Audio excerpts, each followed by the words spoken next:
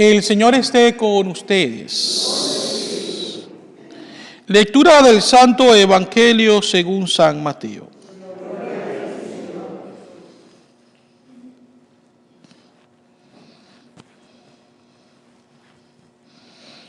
En aquel tiempo, cuando llegó Jesús a la región de Cesarea de Filipo, hizo esta pregunta a sus discípulos: ¿quién dice la gente que es el Hijo del Hombre?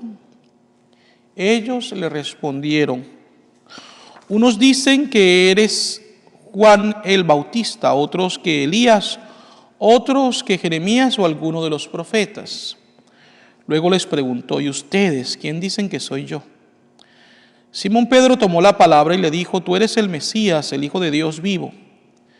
Jesús le dijo entonces: dichoso tú, Simón, hijo de Juan, porque esto no te lo ha revelado ningún hombre, sino mi Padre que está en los cielos. Y yo te digo a ti que tú eres Pedro, y sobre esta piedra edificaré mi iglesia. Los poderes del infierno no prevalecerán sobre ella. Yo te daré las llaves del reino de los cielos. Todo lo que ates en la tierra quedará atado en el cielo, y todo lo que desates en la tierra quedará desatado en el cielo. Palabra del Señor.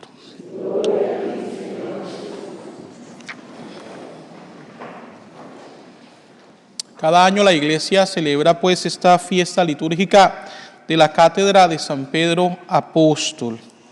De hecho, la primera lectura que hemos escuchado está tomada de la primera carta del apóstol San Pedro. Es un llamado importante que el apóstol hace a todos los pastores de los diferentes rebaños a los cuales Dios ha confiado esa gracia de ser ministros de la misericordia, ministros de la verdad. El apóstol dice: apacienten el rebaño que Dios les ha confiado y cuiden de él, no como obligados por la fuerza, sino de buena gana, como Dios quiere, no por ambición de dinero, sino con entrega generosa.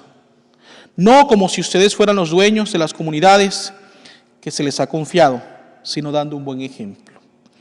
Hay dos ideas que yo quisiera resaltar de esto que he releído, y es precisamente la buena disposición y la generosidad que tienen que tener las personas al servicio de Dios y de la Iglesia para poder llevar a cabo su función. Es un esfuerzo que debemos hacer sobrepasando nuestras debilidades y nuestros defectos humanos, recordando entonces que lo que estamos proyectando es el rostro misericordioso de Dios. Una de las cosas que cuando viví mis ejercicios espirituales ignacianos reflexioné muchísimo fue precisamente eso, ¿no? Cómo en algunas ocasiones nosotros nos encontramos con algunas personas en nuestro caminar, en nuestro ministerio sacerdotal o de servicio a Dios, y en ocasiones va a ser la única vez que vamos a encontrarnos con esa persona. Con otros nos encontramos muchas veces y de seguido, pero qué bueno es cuando nosotros podemos dejar una buena impresión, que hemos sido misericordiosos al momento de ministrar a esa persona, de servirle, porque eso pues generará en esa persona seguramente el deseo de seguir sirviendo y amando a Dios. Entonces es importante que no solamente los consagrados, sino también todo cristiano dé siempre una buena imagen para que de esa forma seamos buenos embajadores de la fe que decimos profesar. Pero otra cosa muy importante es la invitación que nos hace el apóstol a que no nos consideremos dueños de las comunidades. Y fíjense, ya yo he pasado por varias parroquias en estos 13 años de sacerdote, en diferentes diócesis. Y es interesante ver cómo uno le pone el corazón al trabajo pastoral, se encariña con las personas se encariñan con uno. Pero la realidad es que llega el momento en el cual el sacerdote se cambia de parroquia y tiene que comenzar una nueva etapa en un diferente lugar. Y no por eso deja de querer a las personas, pero tiene que asumir entonces el rol que Dios le da en esa nueva comunidad. La enseñanza más grande de humildad que yo creo que uno puede tener es que uno sale de esa parroquia sin llevarse nada, así como entró, o quizás hasta con menos. Esa debería ser la meta. Solamente con el deseo y con el ánimo y tal vez la gratificación de saber que si uno se esforzó por llevar a las personas a Cristo, eso es realmente lo que importa. Así que estas palabras nos enseñan también, queridos hermanos y hermanas, a recordar que que la misión en la iglesia y la labor de la evangelización es de Dios, no nuestra, ¿no? Tal vez al Señor a ustedes les va a pedir en algún ministerio, en algún grupo de servicio en esta parroquia o en cualquier otro lugar, pues que ustedes presten un servicio, pero toda la labor que se hace es para la gloria de Dios, para el bien de las almas, para nuestra propia salvación. Pero hay de nosotros si llegamos a considerarnos dueños de esto, porque realmente no es así. El Evangelio, por su parte, nos presenta un pasaje que escuchamos recientemente. Vemos cómo Pedro profesa su fe en Jesús como el Mesías prometido, y por eso recibe el encargo por parte del Señor de ser la piedra sobre la cual la iglesia se fundamenta.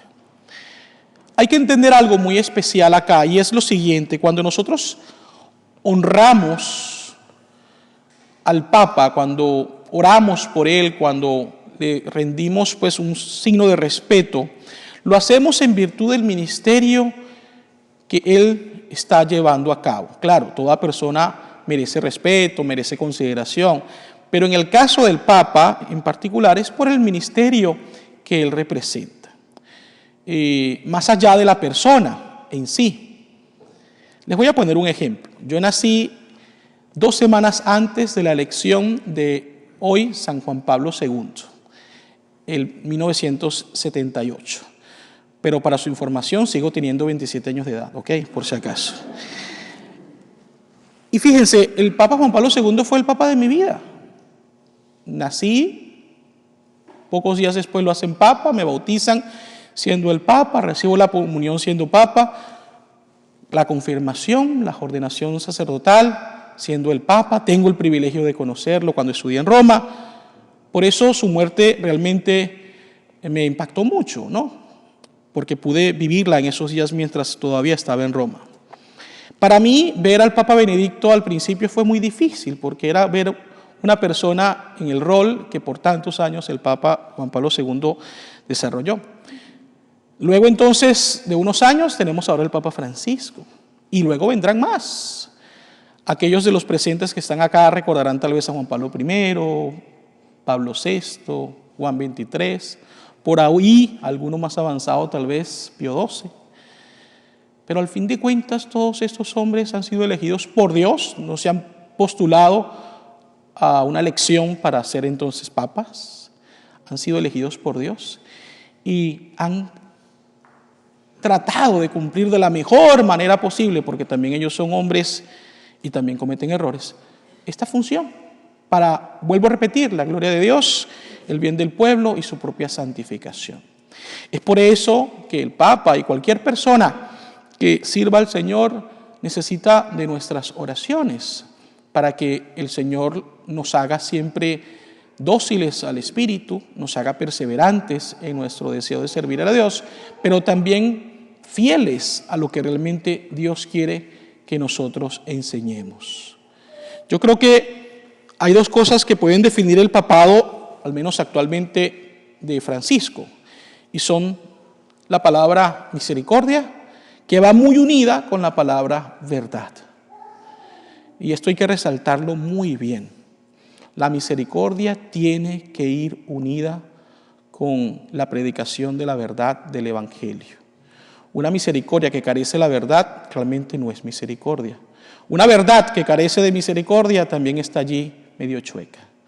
Tenemos que recordar que estas 2 cosas son elementales para poder entonces cumplir de la mejor manera con la misión que Dios nos encarga. Pidamos pues al Señor por el ministerio petrino. Hoy pedimos de manera especial por Francisco. Damos gracias a Dios por los papas que hemos tenido a lo largo de la historia, muchos de ellos recordados como hombres santos, otros no tan virtuosos, pero realmente la iglesia se ha mantenido y como dice el Señor en la Escritura, Él estará con nosotros hasta el fin del mundo. Por lo tanto, es esto lo que tiene que motivarnos y fortalecernos para que nosotros vivamos una fe plena, apegados realmente a lo que Dios quiere de nosotros, que es precisamente que seamos santos como Él es santo. Así sea.